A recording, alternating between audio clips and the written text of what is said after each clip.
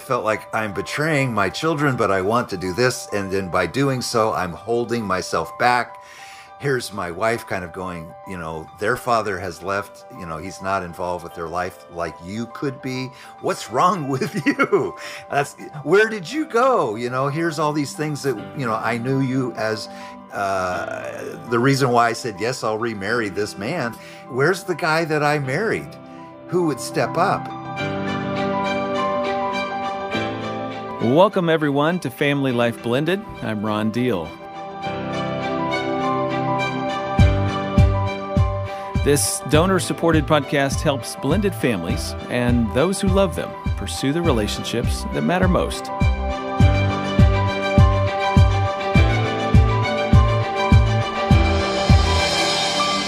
I'm so glad you've joined us in this journey. Welcome to episode number 83, Unsung Heroes. Father's Day is just a couple weeks away from the release of this episode, so I'm talking with Gil Stuart about his new video series for stepdads. But I want the moms to listen to this interview as well. 2 reasons. First, I want you to understand the inner experience of your husband better and what he battles with when it comes to his role as a stepdad to your kids. And second, I'd like for you to make it possible for him to watch this video series. He may want to watch with you or with a few other guys, whatever that is. Just let him decide how he wants to do that. But if you're familiar with the material, then it's more likely that he's going to take a look at it himself. Now, some guys have real challenges as stepfathers. Listen to this question from Frank. He wrote into us saying, I'm having a hard time lately understanding what my role is in my family. What role do I have with an adult stepdaughter who disregards the rules of the house? And my wife is not willing to enforce the rules in fear that she might lose relationship with her daughter. Okay, so at the end of this episode, I'm going to take a stab at Frank's question. I think some of the things that Gil and I are going to talk about are going to be helpful, but I'll add a few more thoughts at the end of the conversation. Basically, this is why Unsung Heroes is such an important topic. Gil Stuart is a good friend to the ministry of Family Life Blended. He and his wife Brenda have spoken at both our Summit on Step Family Ministry and our Blended and Blessed events. They founded their own ministry called Restored and Remarried. They wrote a video curriculum together, and they speak around the country on step family living. Gil is a recognized Smart Step Family therapy provider and a licensed counselor. Here's my conversation with Gil Stuart.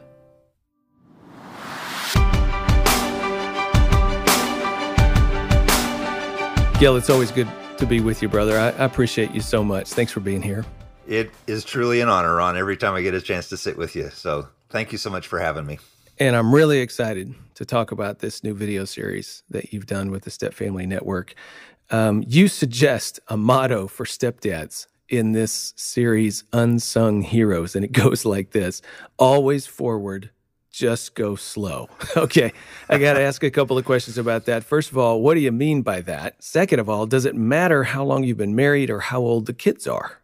Absolutely not. Always forward is a motto that I actually learned from a very dear friend of mine who was a World War II vet in the 101st Airborne. And basically, as a stepfather and as a father in our culture, we always need to keep moving forward. But honestly, sometimes standing still is actually moving forward. That's why go slow.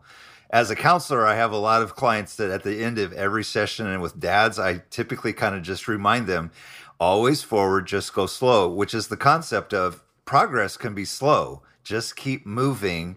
And sometimes your moving may actually just be standing still and waiting to just hear things out. That is the idea behind always forward, just go slow. Okay, so I like that. I'm hearing, try to fall forward, even if it's falling, at least it's forward. And I'm hearing sometimes it feels like you're standing still. I think I'm also hearing you say, don't go backward. Well, another one-liner is a retreat is not a defeat.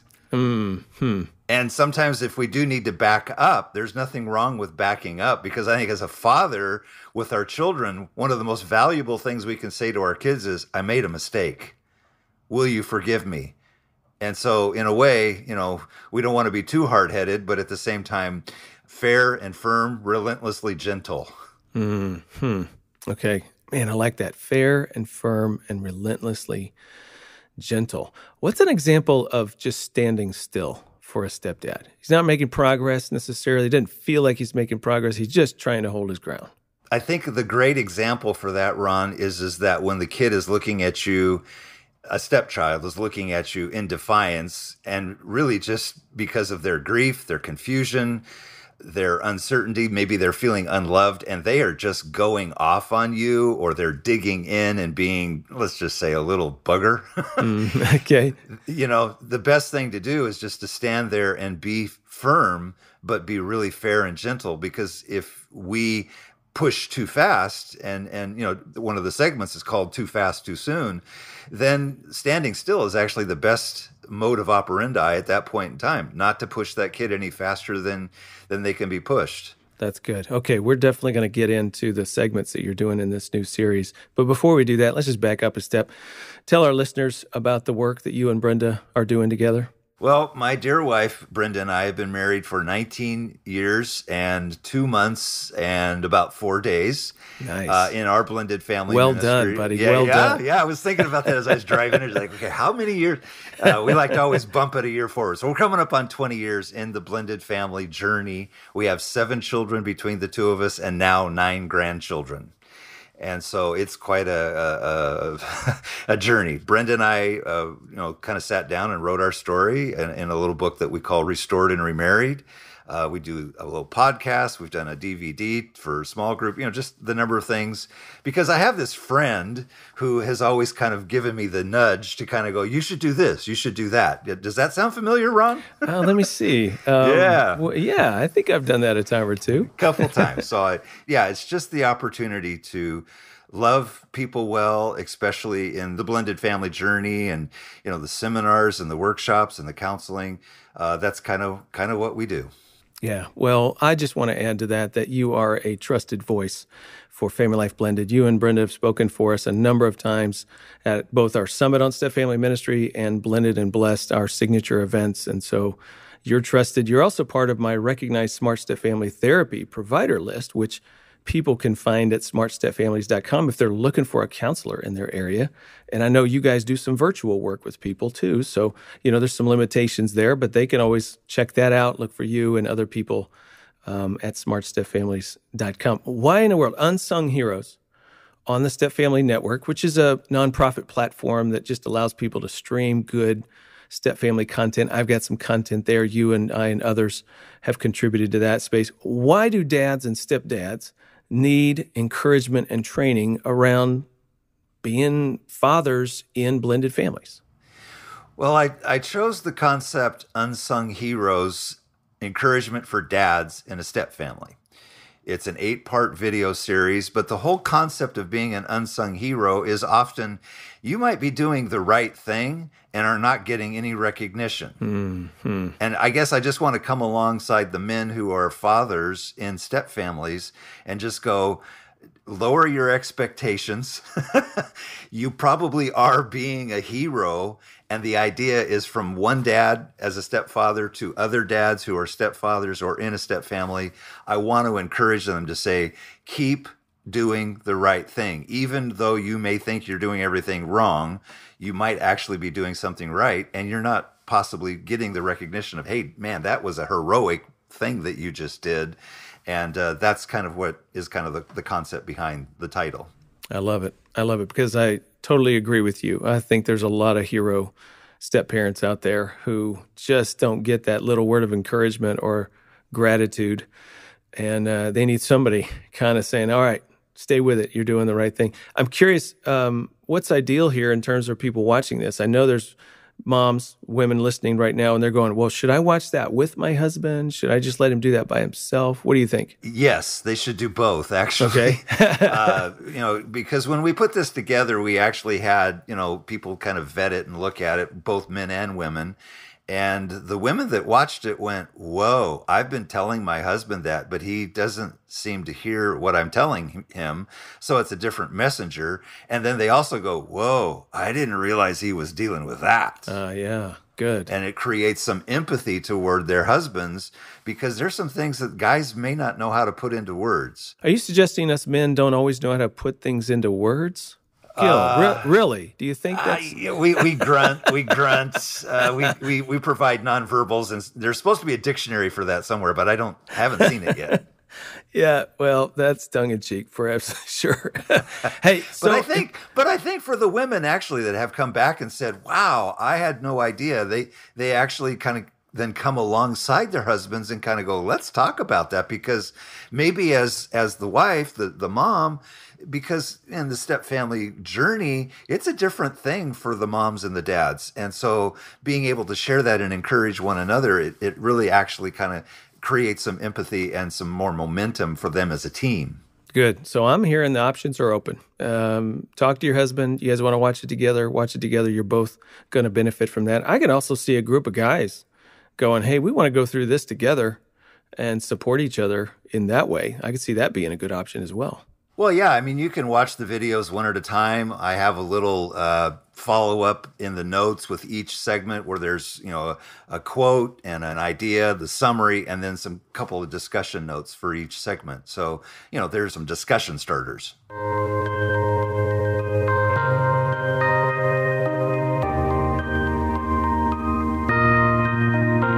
Okay, Gil, let's shift and talk a little bit about some of the content you've got in this. Just give guys a bit of a preview. So you got 7 different main topic sessions. The first one is, "You're Not My Dad." Now, many dads listening are going to go, yeah, I've heard that. Or maybe they haven't heard those words, but they felt that from their stepchild. What's going on, and what do they do about it? Well, in that particular episode, "You're Not My Dad," with all of the segments, just to kind of give you a heads up on this, I don't do this in a studio with a green screen. I actually went out on site and had conversations with the camera about the issue. And so this particular topic, "You're Not My Dad," I did in a garage with a buddy of mine who owns 2 Camaros. And I'm not a car guy, but we got down to an illustration. Here's these 2 Camaros that are, classic cars. One's orange, one's green. They are the same, blah, blah, blah. So I know I'm a dad, but I'm not your dad. And so the perspective here was, they may look the same, but they're not. And depending upon whether, the child's dad, is still around, or if they've checked out, what kind of dad are you going to be? There's an opportunity for redeeming the perspective of what is really truly a dad. Maybe the biological dad's doing a great job. Well, super. If they're not, here's your opportunity. So I'm just trying to make it really clear with the guys, it might look the same, but it's not. And you might know how to handle a kid, but if it's your biological child, yeah, you've got a little more leeway. But with a step kid, you've got to create relationship before you're going to get that respect that you think you deserve. I like what you put in there. When that moment comes, when that child's looking at you like, hey, you're not my dad, you got nothing on me, that you suggest a sort of a line, or maybe we would call it a posture. You might not even say this to the child, but you sort of carry the posture of, well, I agree, I'm not your dad. That's factually true, but I am your mother's husband. Yeah. Now, what does that lend to a stepdad in that moment that he didn't have if he can't lean on his wife in his marriage? Well, it's a posture of humility that this is the role that I am in. And hopefully this is where the wives listen in and go, whoa, I got to have my husband's back. Because if I don't, he's a hero out in the middle of the battlefield being a dad, and he's getting shot up. So no wonder he's a little, I don't know how to say this lightly, no wonder he's a little worked up. Mm-hmm. And so, this is where it's an appeal to the guys: stand your ground, but do it gently, firmly, and be relentless. That's a heroic stance. And so, I am your mother's husband gives me a little bit of a position of authority, but if it's not backed up by mom, I'm a little handcuffed. You're right. It pulls back to that partnership between husband and wife and how they work together and support each other. It's good stuff.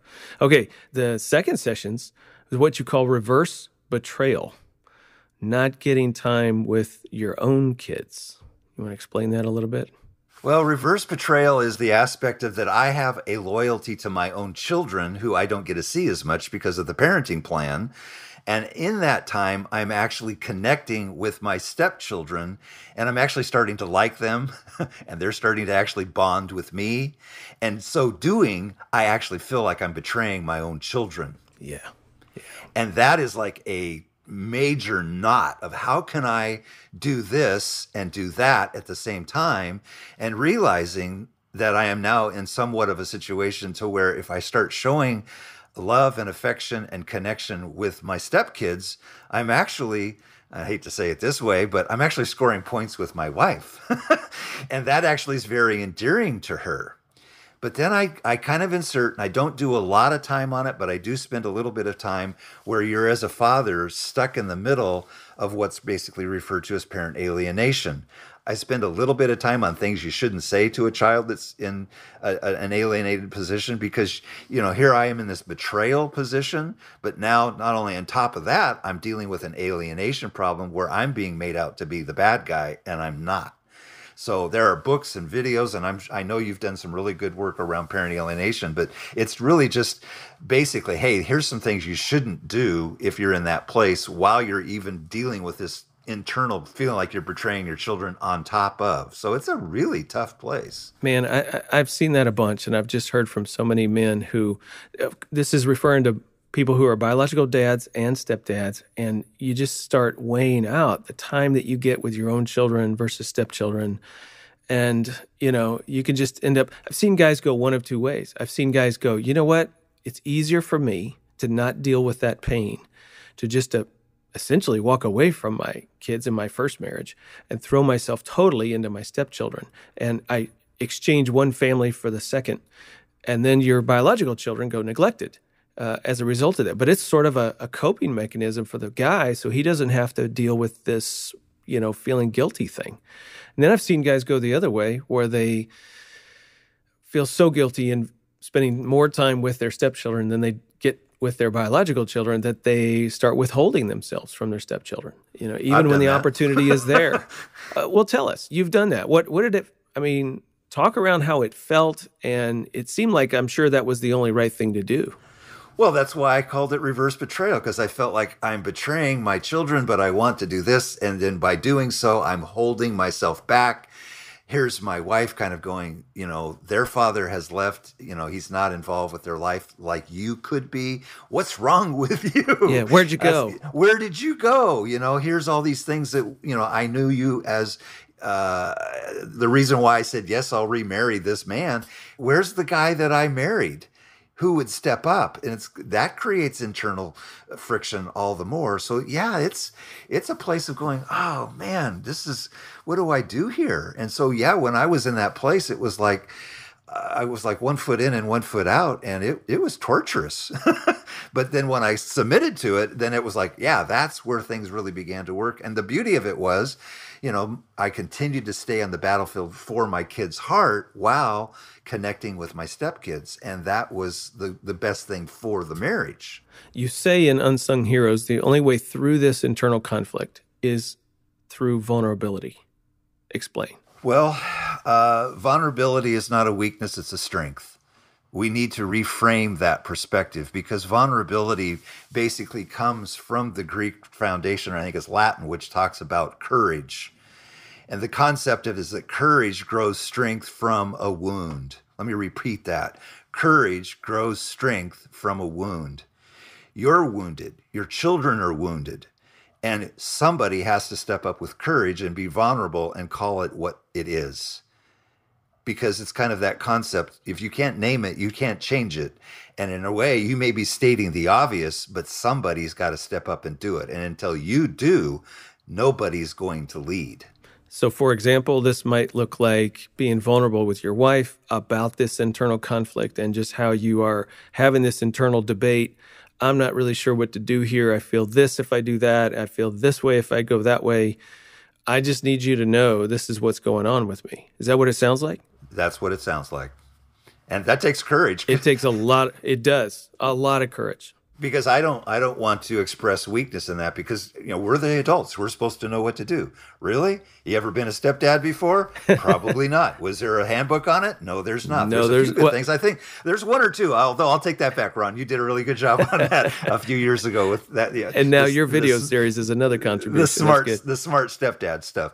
But it's kind of like, what do I do? Well, be vulnerable, be open, because when you do, your wife now becomes your ally rather than a perceived enemy. You're right. You invite her in to the struggle with you, as instead of just somebody who's on the outside judging you because of what they see. They don't quite understand what's going on the inside. And they can't also help you explore, what could we do so you get more time with your kids? Or, there might be some practical things that you could talk through at that point. But without the vulnerability, you don't get that. You don't get there. You remain as an I, not a we.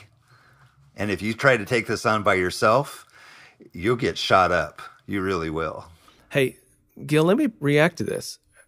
I'm wondering about a guy strategically and carefully really weighing this out, with a lot of prayer.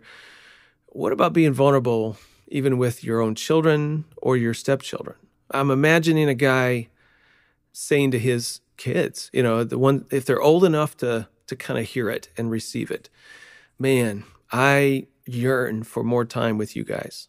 And sometimes it just kills me that we don't get more time, especially when I'm over here and have time with them. You may have even noticed that, because in my experience, kids do notice that my dad spends more time with my step-siblings than he does with us. And I just want you to know that my heart is with you and for you, and I'm desperate for you. And anytime we can get together, we're gonna make that work. We're gonna have to just play by the rules. It is what it is, but I just want you to know I love you, and don't perceive any shortage of time, if it feels like that to you, as being somehow representative of my true feelings for you. Would that be a wise thing? Yeah, I wouldn't add anything more to that or take away. Because again, that allows the kid to understand, Dad kind of gets this. Mm-hmm. He's actually entering into my confusion. He's lending some definition that as a child, depending upon their age, they don't know how to put that into words. Right. And I just did. So in a way, it's allowing them to understand, I get their plight, their pain, and I'm in it with them. I can't do anything about it, such as life.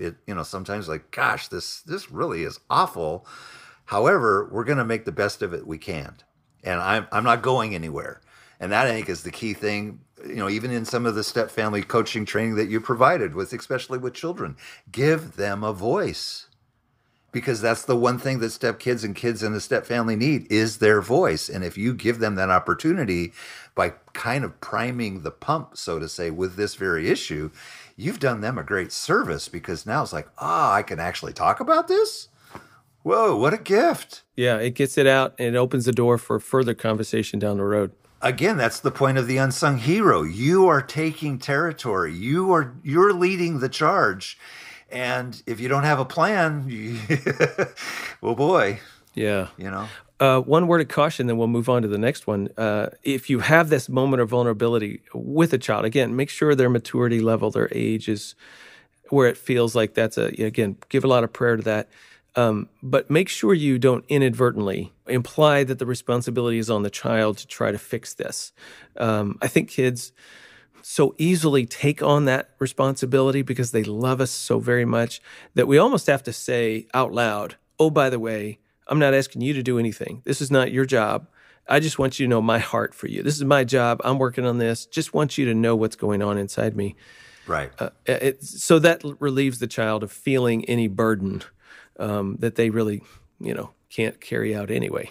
Couldn't say it better, because hey, Johnny, hey, Sally, this isn't on you. I'm not trying to put more weight on you. You've already got enough, especially if they're 5, if they're 15, if they're 20. But hey, when we start getting to 30, these issues don't go away. Yeah, that's right.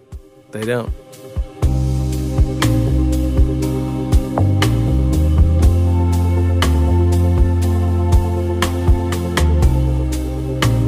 Okay, let's jump to another one. You talk about in this series your rules, and you caution people about doing too much too soon.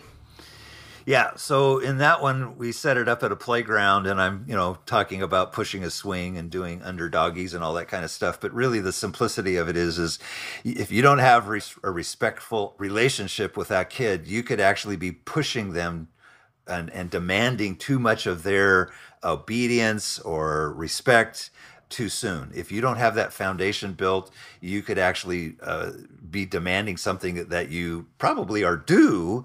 But if you haven't earned that as the step parent or the stepdad, you could actually do damage rather than instilling trust and honesty and transparency. And actually, you're a trusted entity. And that starts with just be a friend to the kid, or that crazy uncle. I say to a lot of my step parent clients, when you're in that role, just be the crazy uncle.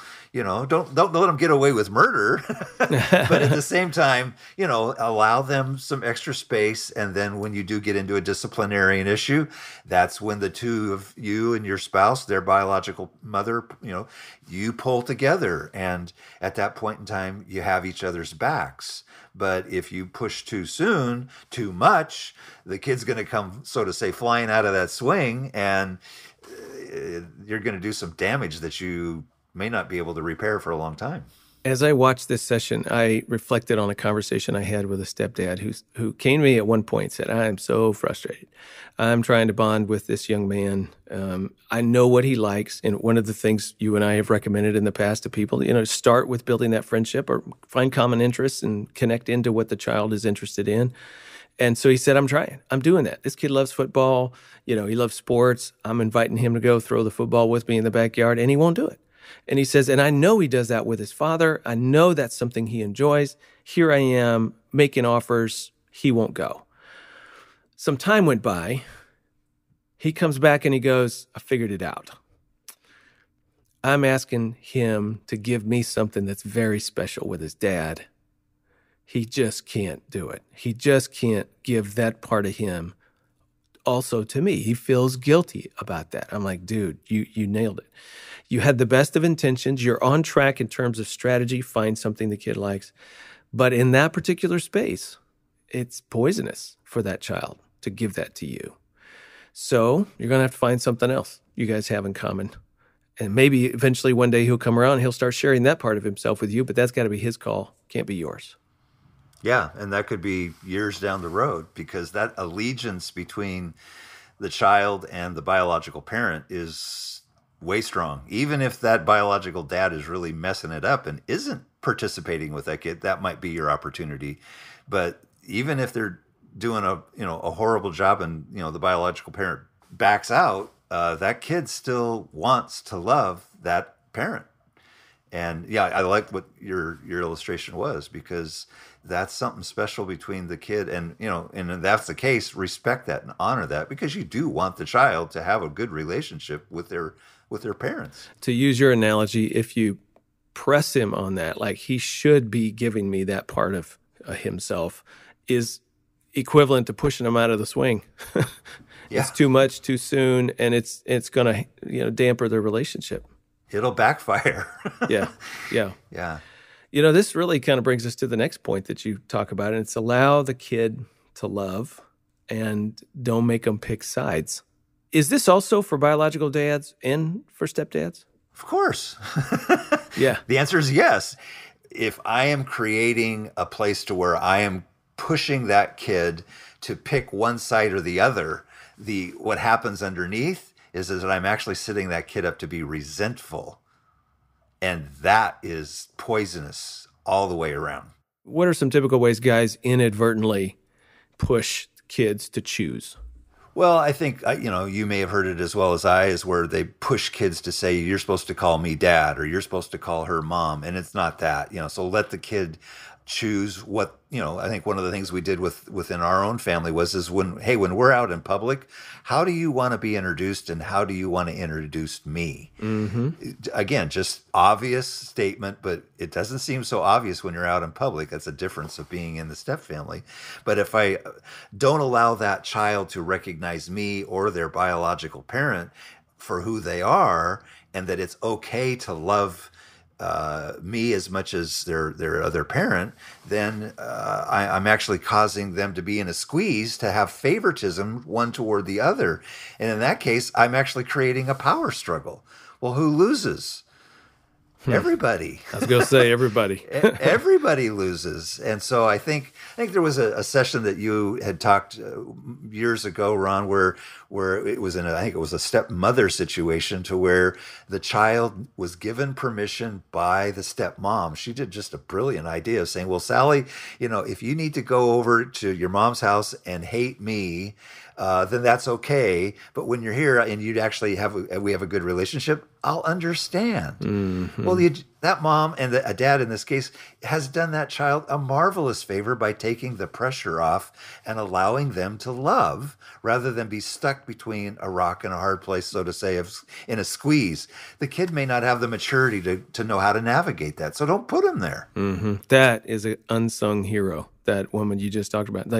And I think dads and stepdads are making those decisions day in and day out that in effect is taking the shorter end of the stick. And yes, that's what heroes do. And it's exactly what they do. And it's so unfair if you step back from it, and you say in the scales of life, that just doesn't seem right. Yep, but this child needs us to give them that. And so it's beautiful. Yeah. Okay, rock in a hard place. We've kind of hinted around that one a little bit. That's another topic. Yeah, that particular segment was probably my favorite. Because Rock in a Hard Place, we shot it at a little place called Depot Bay, which is on the Oregon coast. And it had a lot of nostalgia for me, but we set it up because this little cove called Depot Bay is the world's smallest harbor. And anyhow, the rock in the hard place is basically these boats, these fishing boats, go out of the channel that's really tumultuous in a stormy weather. And on one side is a concrete wall that's been there for like 100 years. And then literally a sheer cliff that kind of jets out and into the water, kind of like an iceberg. And if you don't know where it's at, you're going to get stuck between a rock and a hard place, and it'll sink your boat. So you really have to watch what you're doing. Well, what was the metaphor here was, as fathers, we can get stuck between a rock and a hard place. And with no undue respect to our wives or to our children, sometimes our wife can be the hard place and our children can be the rock. What it really is speaking to is, I am going to get tested between the allegiance to my wife and the bond to my children. And that is a rock and a hard place. And that happens so many times to where here's the new family forming and the new marriage forming, or years go by and, hey, we're supposed to go to such and such an event. Who are you as a father going to side with? Now I'm in the place to where I'm in a rock and a hard place. And ultimately, the place to go is sometimes our kids will put the pressure on us to say, well, Dad, you're supposed to do this with us because of history and the bond. And therefore, I am now in a vice. I am between a rock and a hard place. And so, again, a lot of the, which I've kind of forgotten to mention, in each one of the segments, I set it up with, well, here's the circumstance, here's the problem. Here's some guys that I kind of interviewed, other stepfathers, I'm not shooting all this off the top of my head. So I interviewed a lot of other stepfathers who have gone before me and some that are behind me. And I got their feedback, and then we come up with some solutions. And in this situation, the solution was God first, family and marriage second, and then the children. Because the children, whether it be a biological family or step family, they're trying to wedge in between me and my wife. Mm-hmm. And in a step family, that becomes even more intense. Yeah. Because of that bond. And that's why the rock and the hard place is so significant. I think women can get in this situation as moms and stepmoms as well. But as dads, I think it's a little different and a little more significant for us because there's just things that are expected of us. Yeah. Now, I want to push this a little bit because I know we got some ladies listening. And going back to what we were talking about earlier, if she doesn't fully understand that rock and hard place experience for him, she could be making what she feels to be a simple request of time or energy from her husband into their marriage, but it could be really costing him also that time and energy invested in his kids. If she can join him in this experience and be his partner in that, they can find solutions together, find a balance together. But if she doesn't even realize that it feels like a simple request on her part, but it really is coming at a great cost for him, I think that could create resentment. Very easily, because if you tie that specifically to the rock and the hard place and reverse betrayal, this guy is now in a no-win situation. That's right. And that will really be harmful to the marriage, which is really the strongest bond for the whole system in the step family. So yeah, if she's not aware of him being in this predicament, then she may not have any empathy for what he's experiencing, and then therefore it will harm their relationship, and she may not know why. And if he doesn't know how to put this into words, he may not know why. So then we're back to, he may not know, but if he does know and he's unwilling to find the courage, like we talked about earlier, to be vulnerable about this, then he really can't invite her in to be a helpmate in the process of figuring this out. There's needs on all sides in this triangle, wife, father, and children. And all sides of those triangles need time and energy. We're going to have different feelings about how much should go here and how much should go there. But at the end of the day, we're trying to let everybody be loved. We're trying to invest in each of those relationships. And so working together as husband and wife to try to find that balance and modify over time is a really important thing to do.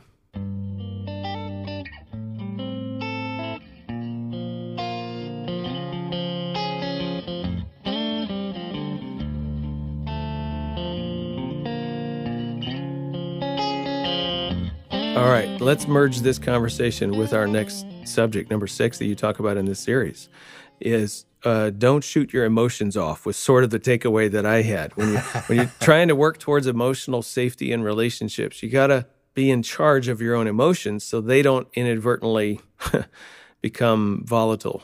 Well, it's the segment that I call creating an emotional safety zone. And so I'm actually out shooting a 44 Magnum gun. And I want to know what you were shooting at, by the way. I couldn't see exactly where all the bullets were going. They were going up into a canyon where there's nothing. I was down in Central Oregon with one of my sons who has, a few things to shoot off.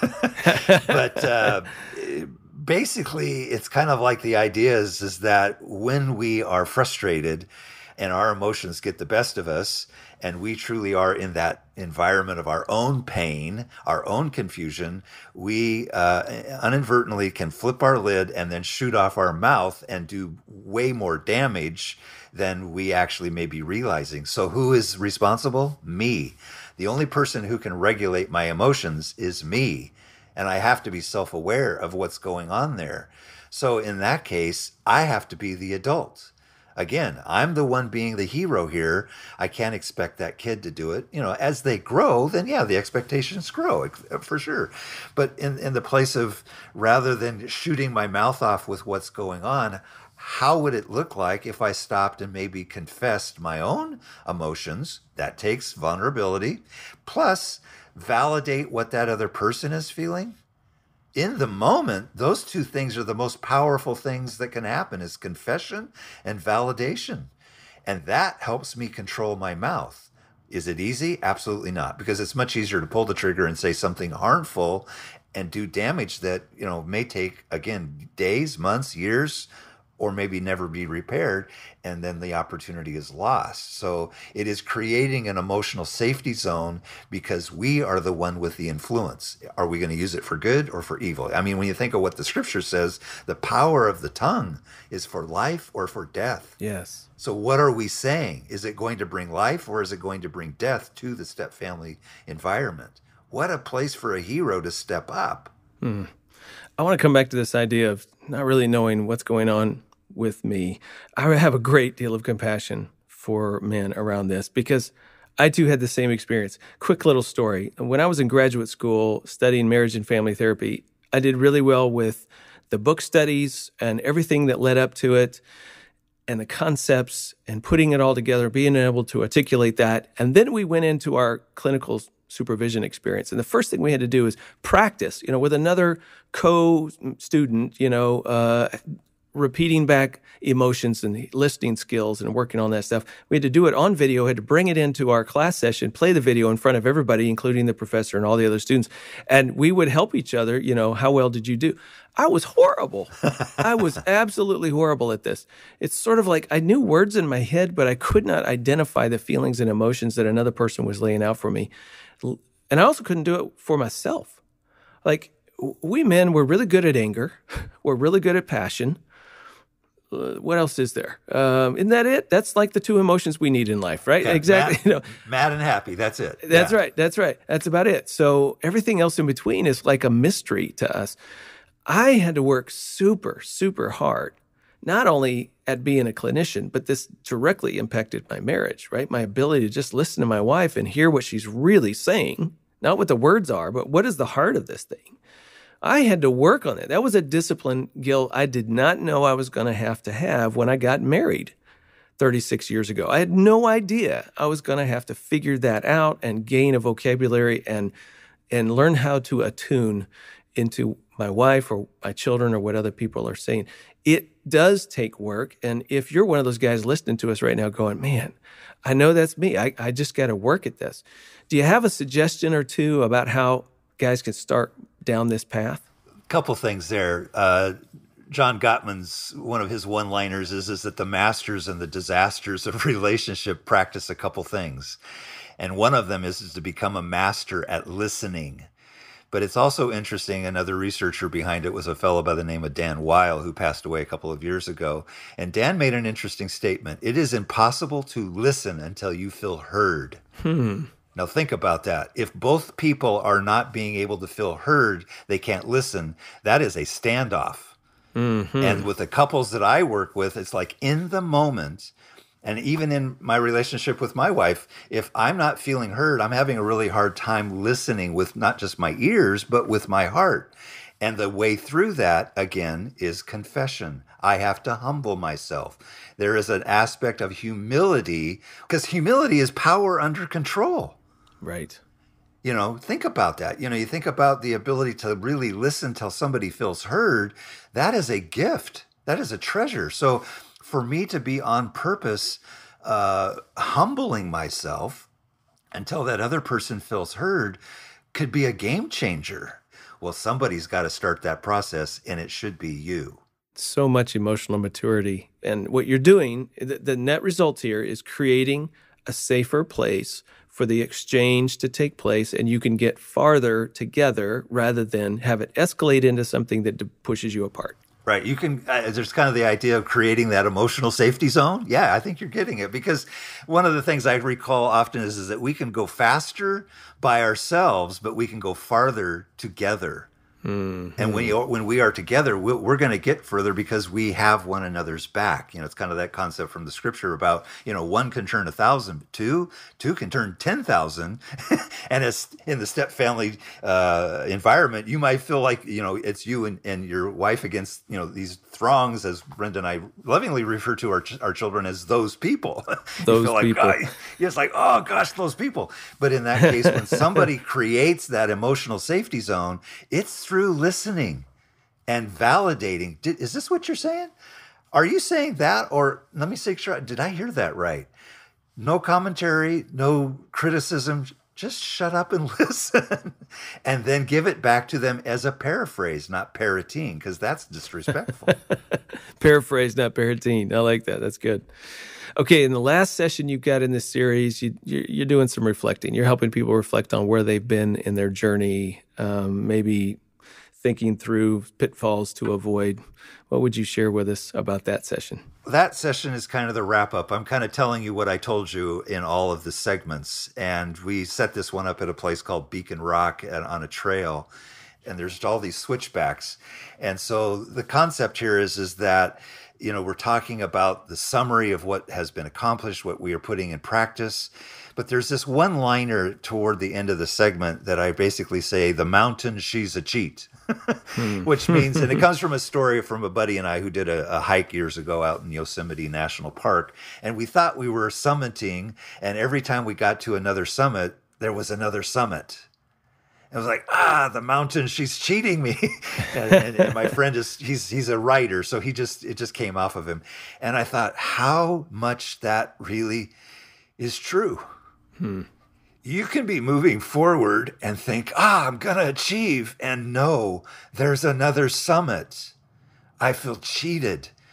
I worked so hard as a dad to get to this point, and that there's another summit.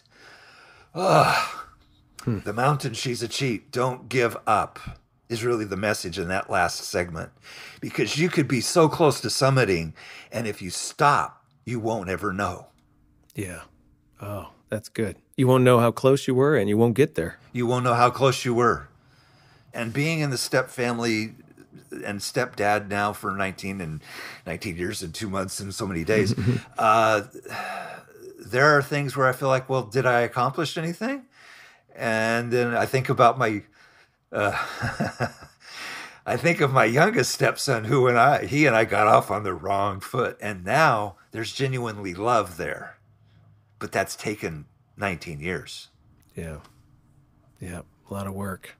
It's good work, but it's not impossible work. And I think that's the summary of the point. So anyway, that was kind of the gist of that last session, is just a word of warning, but also a word of encouragement to say, if you're doing the right thing, keep doing it, because you might be closer to summiting and achieving that pinnacle. There'll be another one. Just to be realistic, there'll be another one. So the series is called Unsung Heroes. It's available on stepfamilynetwork.com. I got one last question for you, Gil. I can imagine somebody listening to us right now going, man, I don't feel like a hero. Why would it be helpful for people to think of themselves as an unsung hero?